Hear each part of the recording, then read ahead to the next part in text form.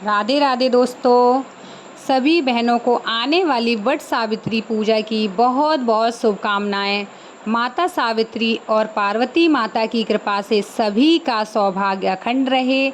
इसी मंगल कामना के साथ आज की इस वीडियो में मैं आप सभी को वट सावित्री व्रत की संपूर्ण पूजा विधि बताऊंगी। तो कई बार ऐसा होता है कि हम अकेले बाहर कहीं रह रहे होते हैं तो हमें इस पूजा के बारे में ज़्यादा बताने वाला कोई नहीं होता है। तो ऐसे में हम किस प्रकार से वट सावित्री व्रत की पूजा करें, वट वृक्ष के कितने फेरे लें, वट वृक्ष ना हो तो हमें पूजा कैसे करनी चाहिए, वट पूजा के बाद सुहाग कैसे लें, पारण कैसे करें, कितने चने निगल कर पारण करना चाहिए, इस तरह की सभी जानकारी और सभी प्रकार की विधियाँ आज आपको इस वीडियो में करके दिखाऊंगी। तो वीडियो में अंत तक आप बने रहिएगा।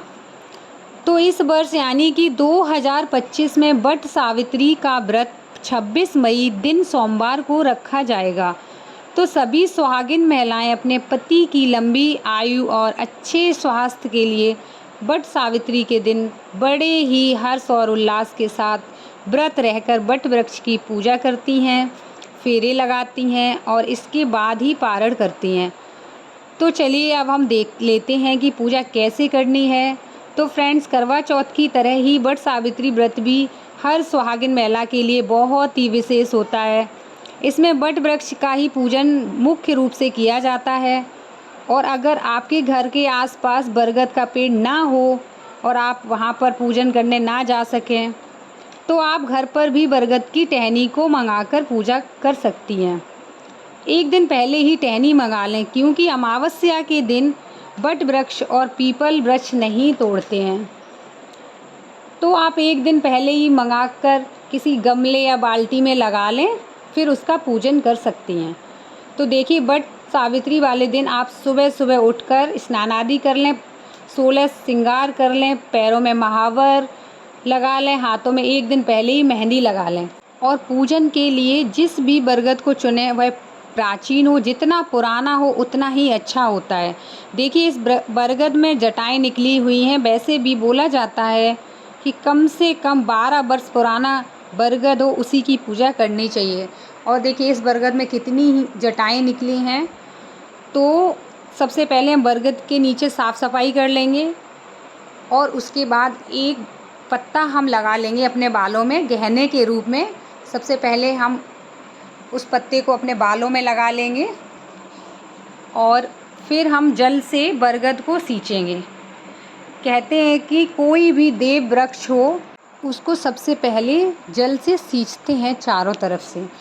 तो ये देखिए, चारों तरफ से मैंने जल से बरगद को सींच दिया है, यानी कि जल चढ़ा दिया है। तो आप जब भी कोई देव वृक्ष का पूजन करें तो सबसे पहले आप जल से सींचें और जल घर से ही भर के ले जाएं। जल से बरगद को सींच दिया है। अब हम क्या स्वास्तिक पहले बनाएंगे। स्वास्तिक बनाने के बाद ही चावल के आटे और हल्दी मिला के जो ऐपन बनाया है उससे थापे लगाएंगे। तो आप बरगद के पेड़ पे 5 या 7 थापे लगा लें और उसके बाद सत्यवान और सावित्री की प्रतिमा बना लें। जैसी आपसे बनती है वैसी प्रतिमा बना लें और उसके बाद ही आप स्वास्तिक जो बनाया उस पर थोड़े से चावल रखिए। आप गौरी गणेश को स्थापित कर लें वहाँ, और गौरी गणेश को आप जनेऊ या कलावा जो आप घर से ले गए हैं वो आप उनको चढ़ा दें, उनको वस्त्र के रूप में पहना दें। अगर आप अलग से वस्त्र ले गए उनकी चुनरी वगैरह तो वो भी पहना सकती हैं उनको। सावित्री और सत्यवान के लिए जो भी आप कपड़े ले गई हैं वो आप उनको पहना दें। अगर नहीं लेनी तो आप उनको जनेऊ अर्पित कर दें। जनेऊ के रूप में जो भी होता है ना कि हम वस्त्र नहीं ले गए तो उनको जनेऊ चढ़ा दिया जाता है। और इसके बाद जो भी आपके घर में बनते हैं पुआ पूड़ी बरगदी, जो भी आपके जिधर आपका क्षेत्र पड़ता है, जैसी आपके यहाँ होती है पूजा आप वैसी कर लें और विधि सेम ऐसी ही रहेगी। बस सामग्री में थोड़ा आपका अंतर हो सकता है। किसी के यहाँ प्रसाद से कर लेते हैं। अगर जो लोग बाहर रहते हैं नहीं बना पाते पुआ पूड़ी तो आप प्रसाद चढ़ा के भी पूजा कर सकती हैं। लेकिन ध्यान रहे कि आप जब तक व्रत रहें तब तक पानी भी ना पिएं। किसी किसी के यहाँ क्या होता है, पूरा दिन व्रत रहते हैं, उसके बाद दूसरे दिन सुबह पारण किया जाता है। और कहीं कहीं क्या होता है कि आप पूजा तक व्रत रहते हैं और उसके बाद पारण कर लेते हैं, कि पूजा जहाँ की आपने वहीं आप पारण कर लेते हैं। पारण मतलब चने से पारण करने के बाद ही आप खाना खा सकते हैं। पहले आप चने निगलेंगे उसके बाद ही। तो ये इसमें हम देखिए गौरी गणेश को स्थापित कर दिया है। आप देख रहे हैं ना वीडियो में, बहुत ध्यान से देखिएगा, एक एक चीज़ समझ में आएगी आपको। और बरगद के जो पत्ते होते हैं उन पे हम भोग लगाने के लिए वो उनके समक्ष रख देंगे। और इन पत्तों पे 5 पत्तों पे 7 5 इन पत्तों पे आप भोग निकाल लीजिए। प्रसाद में आप जो भी भोग लेके आए हैं, और आप अपने जो शादी का सिंदूरा रखा होगा आप उसी से सिंदूर लगाएं। अगर नहीं है आपके पास तो कोई बात नहीं, जो आपके पास सिंदूर की डिब्बी है आप वो लेके जाएं। नया लेना है तो आप नया भी ले सकते हैं, लेकिन कहते हैं जो हमारे पास सिंदूर की डिब्बी है उससे सिंदूर लगा। और फिर आप श्रृंगार में जो भी 5 या 7 चीज़ जो भी लेके आई हैं माता रानी को वो अर्पित करें। और उसके बाद आप किसी दान में किसी पंडिताइन या अपनी सास या जेठानी ननद किसी को भी जो दान देते हैं वो अलग श्रृंगार रखें। उसमें आपकी जैसी श्रद्धा हो, 5 7 या पूरे 16 श्रृंगार, जैसी आपकी श्रद्धा हो उतने श्रृंगार का सामान खरीद लें। और दान देने के लिए अगर आपकी श्रद्धा है साड़ी खरीदने की तो आप साड़ी, नहीं तो चुनरी, ब्लाउज का कपड़ा, कुछ भी जो आपकी श्रद्धा है वो आप ले सकते हैं। और पति के लिए कपड़े, आपकी श्रद्धा है तो लीजिए, नहीं तो कोई बात नहीं। ऐसा कुछ नहीं है कि उसमें लेना ही लेना है। और बहुत से लोग कहते हैं कि कोरी साड़ी पहन के जाना है, क्या व्रत करना है, ऐसा कहीं नहीं लिखा है। आप धुले हुए वस्त्र पहन लीजिए। अगर आपके पास नई साड़ी है तो आप नई साड़ी पहन लीजिए, नहीं है तो कोई बात नहीं, आप धुले हुए वस्त्र पहन के ही बस पूजा कर लीजिए। कहीं ऐसा नहीं है कि आप नई ही साड़ी पहन के पूजा करें। तो फिर आप देखिए कि जो ऋतु फल चल रहे होते, सीज़न, जो भी सीज़न में फल चल रहे वो आपकी इच्छा है, 5 फल चढ़ाना है, 2 1 जैसा भी आपकी श्रद्धा है वैसे आप फल ले जाइए। और उसके बाद आप जिसको दान दें उसको एक फल उठा के उसमें रखिए, दान में दे दें।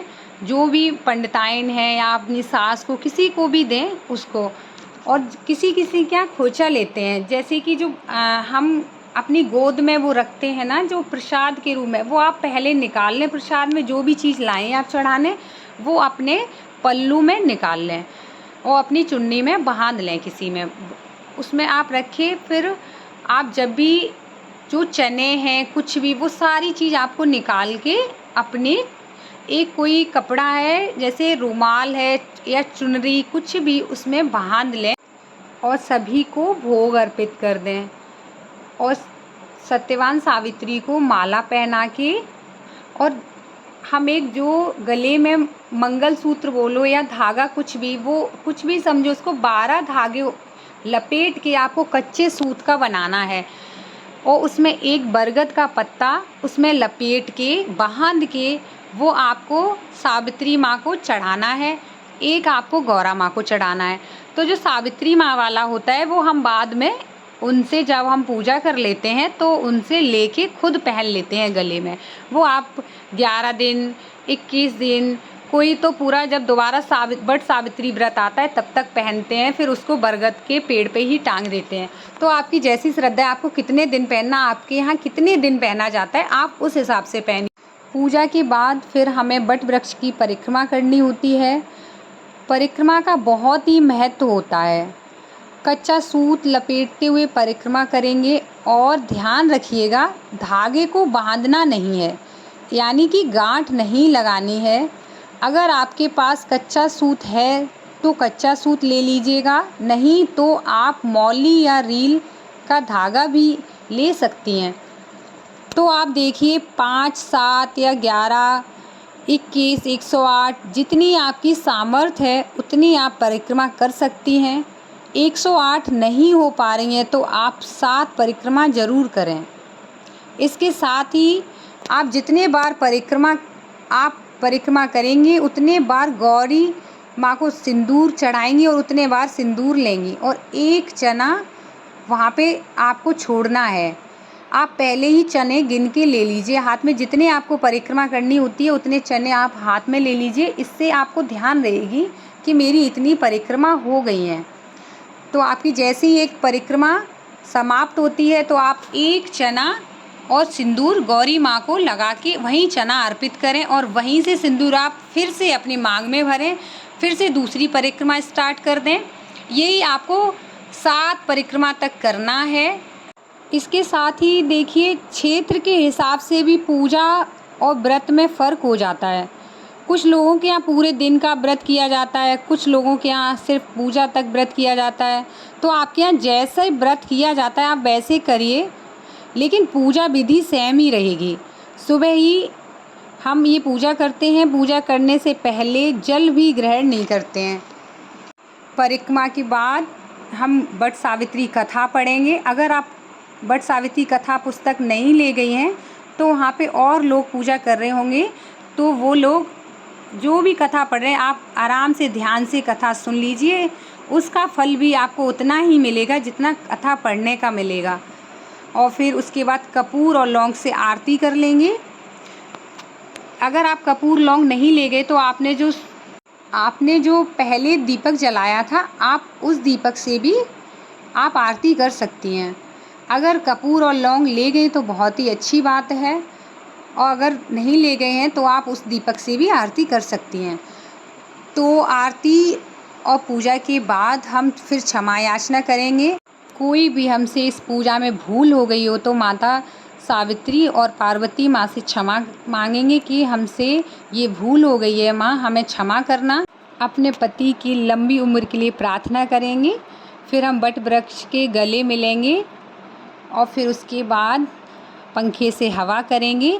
माना जाता है कि सावित्री माँ ने भी सत्यवान के प्राणों की रक्षा ऐसे ही की थी।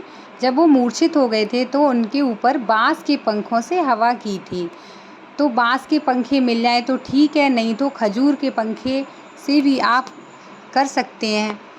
और उसके बाद पारण के लिए आप अगर वहीं पारण करते हैं तो आप 7 चने और बरगद की जो टहनी ऊपर जो कली होती है उसके छोटे छोटे टुकड़े 7 कर लें और आप दोनों हथेली में रखिए, निगल लें। उसको चबाना नहीं है, पानी से आप उसको निगल लें। उसके बाद ही आप खाना खाएं। अगर दूसरे दिन भी आप पारण करते हैं तब भी आप चने से ही अपना पारण करें। और सावित्री माँ को जो हमने मंगलसूत्र के रूप में जो धागा पहनाया था वो हम अपने गले में डाल लेंगे। इसके बाद ही हम गौरा माँ से सिंदूर लेंगे। और हाँ, एक बात का आप विशेष ध्यान रखिए, मैं आपको पहले बताना भूल गई कि उस दिन सोमवती अमावस्या है। तो अमावस्या के दिन आप रुई वाली जो बाती होती है दीपक में वो नहीं जलाते हैं। तो आपको क्या करना है, उस दिन आप मौली या एक जो धागा आता है उससे आप दीपक जलाएं। वीडियो अच्छा लगा हो तो लाइक एंड सब्सक्राइब ज़रूर करें और कमेंट बॉक्स में सावित्री माँ की जय अवश्य लिखें। जय श्री राधे अवश्य लिखें। राधे राधे दोस्तों।